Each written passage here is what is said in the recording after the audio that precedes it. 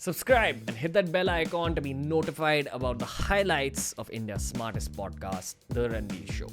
This is TRS Clips. So I have to dial it back a little bit and bring it back to the day of the 93 blast. What was it like from your eyes? And was there any sort of intelligence that some event was like this was going to happen? See, there was no intelligence specific that way. But what you should know the sequence is this that December 6, 1992, Babri Masjid was brought down. So there was a riot by the Muslims, obviously, immediately that night itself. And the Mumbai police controlled it very, very efficiently. In a few days, they controlled it completely. And there was dead lull, silence.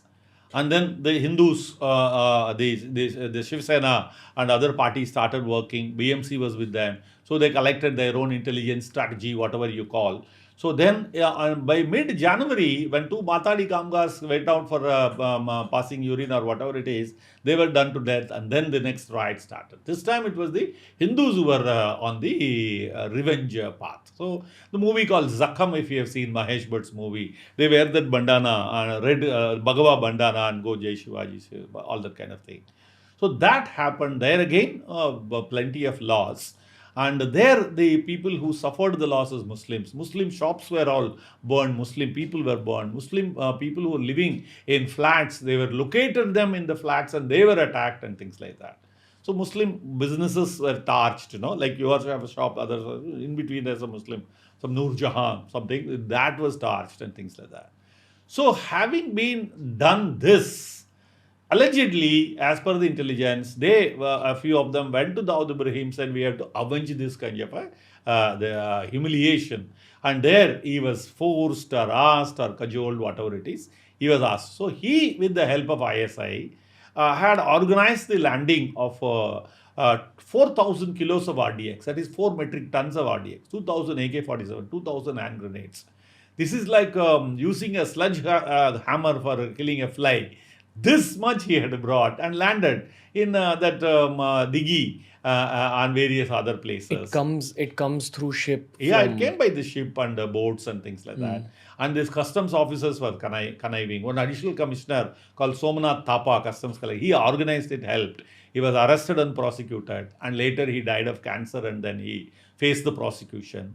So the conspiracy allegedly was hatched in a place called Persian Darbar, a hotel here in Panvel.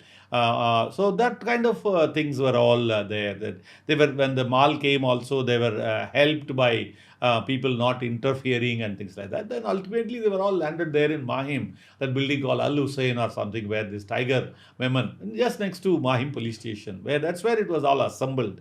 And overnight, one night before, they took it various places and then they parked it. And what happened is history. Yeah. What was it like from your eyes, sir? See, from my eyes, this is the biggest ever terrorist attack in the world. Your 9/11 and all came much later. This is in 93, 12th March 1993, in 1 hour between 12 to 1 or 1 to 2. 12 blasts took place and people didn't know. 2 buses in Century Bazaar just vanished like smoke, up in the smoke. People gone. So this is something unimaginable. The whole buildings were shaking in far off places. The glasses were all cracked in 2 furlongs away. And this kind of powerful RDX blast nobody has ever seen, not in the US. The US next biggest thing happened was in 2001, that WTC tower. So US or other countries didn't bother because we are a third world country. But then when they got hit, then the whole holy war against terrorism began. But when it happened to us, nothing like that. No earth shook. So, in my eyes, that was the biggest ever terrorist attack in the world. Everybody else should have woken up and there should have been solidarity amongst all good countries. And they should have, and this was not any jihadi terrorist, not Osama bin Laden or Al Qaeda or anything like that. He was just a small time petty criminal who maybe had become little rich. Beyond that, even nothing great about him. He could have been done away with, They didn't do. Our country didn't do, as well as other countries didn't do. Besides only declarations by UN and things like that, nothing solid happened that way. So in my opinion, that was a missed opportunity for us to take. We have been sending tons of papers to Pakistan. Pakistan always denies. For example, when Musharraf came, Musharraf is the president of Pakistan. In Agra Marriott Hotel meeting, Mr. L.K. Advani, Deputy PM, the first question he asked was, what about Dawood Ibrahim being given to us? He said, there's nobody like Dawood Ibrahim. And the whole meeting went flat because of this. It started with this. So the point is they denied that all this guy is not. But then he stayed in a place called Clifton, a defense colony area. He lives there. So what do you think his personal motivation was for doing such an event? See, he is the motivation as per this thing is the request by the Muslims that we have been done to humiliation. Our Babri Masjid was brought down. Our people have been done to that second riot, whatever happened. So it's a humiliation. You have to avenge and make us feel the same, or bring us at the same level. So he said, okay, then we will do that. He had access to ISI and he had access to, and Pakistan has a grouse against us from 1947. I think you should not forget that. It is not Dawood Ibrahim alone who did this. And he didn't put money for putting all this equipment. It is given free by Pakistan. No hand grenades and AK-47, RDX, all that was given by ISI in packed condition. We had, I told you earlier, overwhelming evidence that it came from Pakistan. Yeah. So Pakistan gave, so that Pakistan wants instability in our country. Now, when we are discussing Dawood Ibrahim, don't forget that we have an enemy called Pakistan. And they would use him to destabilize us. Our economic growth or our various other growth is unparalleled to them. So they have to destabilize us. They did that 1993. Same is about 2006, 2008, 26/11, 2008. Destabilizing the Indian economy, foreign capital flowing in, our growth and all that. No? Yeah. So I have to still talk a little bit about 93, and I definitely want to you talk speak about 2008 as well. Yes. So in 93, so what was the police strategy after this had happened? In 93, after that, there was a complete Hindu-Muslim divide. Okay? The ghettoism began. All Muslims began to assemble in their place, and Muslims have become separate ghettos have come. So the people, whoever came after that as Commissioner of Police, I remember Mr. Satish Sahani came, and Mr. Samra was the commissioner when the blast took place. And when the riot took place, Mr. S.K. Bapat. 92 was S.K. Bapat, 93 was Mr. Samra, and 94 or 93 later, 93 August and all, is Mr. Satish Sahani. So they started Mohalla committees where Hindu-Muslim unity was there. The complete loss of faith on the government by the Muslims as well as the Hindus and the police force and various other things. There was a complete divide. The way the investigation was done, there was a inquiry by Justice Sri Krishna, which was instituted by the Congress government. Sudhakar Rao Naik was the chief minister there. So that stopped because the Shiv Sena BJP government came in 95.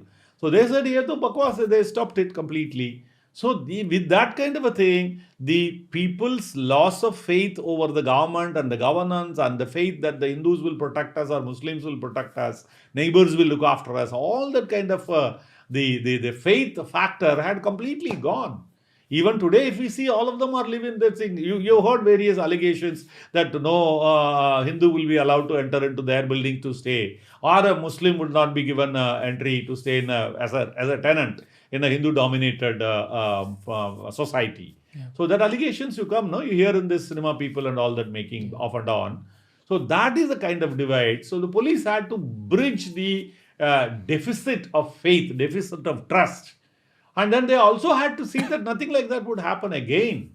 So, but it happened. It happened in 2006. If you see that the train blast took place, ISI, Pakistan. So, if 93 is done by Dawood Ibrahim, later on, because of this Babri Masjid and various other things, Pakistanis played active role in various blasts like Jaipur in 2008. Jaipur hai, Bangalore hai, Surat hai, all of them were 1818 blasts. Surat it didn't blast, but in Jaipur it happened, in Bangalore it happened, in Surat it didn't blast because of faulty thing. In Mumbai it happened. So many such incidents happened. And a new product called Indian Mujahideen came. Riyaz Bhatkal and his brother Yasin Bhatkal, in the Karnataka on the coastal side near Udupi. they are there. So they started doing their thing. Our boys went to Pakistan and got trained by the army majors. They came back and started all assembling this not guns, assembling these IEDs, improvised explosive device or bomb or whatever you call. So all these developments, our country went into the throes of all these problems. And with all these things, our development, our economic activity, our various other things took a toss. There was a lot of issues because the government had to focus on so much to control, bring law and order, peace. Then you have your Punjab terrorism, then you had your Srinagar, JNK terrorism, then Bodo, this Ulfa, Tamil Nadu LTTE. So our country went into a paroxysm of all these things that way. So our whole focus is maintenance of law and order and bringing peace and protection and security for the people. Where are we now, sir? In 2021? We are there, this internet. See, after this 91 thing, America took it upon itself to eliminate terrorism. They waged a war in Syria, Yemen, Afghanistan. 20 years later, they have taken back. What happened to Taliban, you all know very well. So that's what my reading interest is all about. What's happening in Afghanistan, Pakistan, Quetta, all these things. That's what a book after book I read. So where are we, if you ask? We are, our biggest problem is Pakistan, but our biggest problem is China. Our major problem is China, and China is surrounding us with all their ports and defense units, air bases and things like that. And our internal problems are basically J&K, and the infiltration coming from Pakistan. Those people come, attack, this Uri attack, if you remember, Pathankot attack, you remember, or recently all those things where a colonel is killed, or somebody, recently also one colonel was killed. So these internal security issues, for example, the Tripura riot where a colonel and others were killed and things like that. So our firefighting is continuously going on. So LTTE has been eliminated by the Sri Lankan people, so South Tamil Nadu and other areas are free. But then Naxalism is a big area. Naxalism, 40% corridor, red corridor, you know about Naxalism, red corridor. That is Andhra Pradesh, Maharashtra, Madhya Pradesh, Chhattisgarh, Orissa, Jharkhand, Bihar, then West Bengal. Nepal is also part of it, but Nepal is a different country. So this area is completely under the domination of the Naxalites, and this is going on from 1972. So for our country, the internal security management itself is a big challenge. And so much of resources, the BSF, the CRP, the ITBP, all of them are deployed in this red corridor. This red corridor, which I gave you now, is 40% of the geography. Mr. Manmohan Singh in 2010 DGP's conference, which I attended, he said this is the biggest internal security threat for the country, which remains even now.